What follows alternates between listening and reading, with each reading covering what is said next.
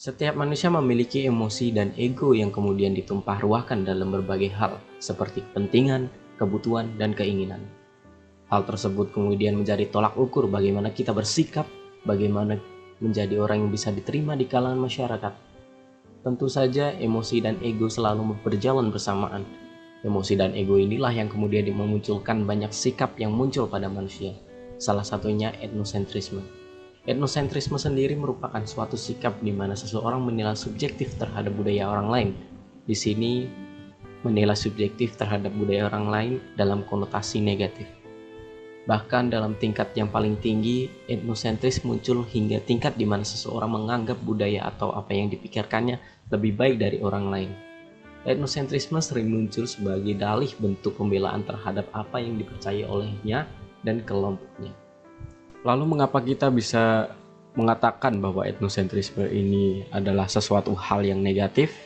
Kita misalkan sebagai contoh, akhir-akhir ini sangat sering terdengar isu yang melibatkan agama, budaya, dan suku tertentu.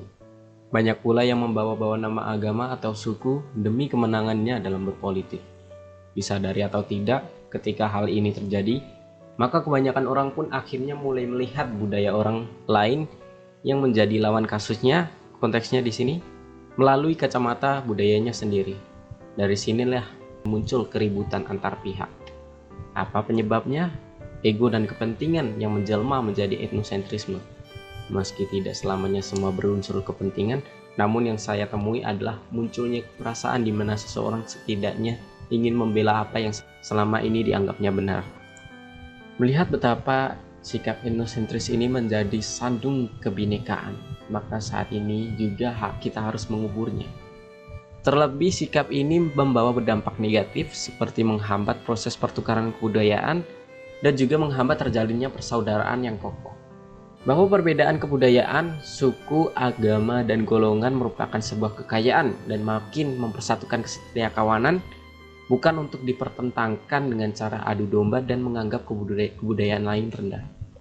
Maka dari situlah kita harus menjunjung tinggi filosofi Bhinneka Tunggal Ika, memupuk sikap toleransi sedini mungkin, dan meminimalisir konflik antar golongan yang sering terjadi.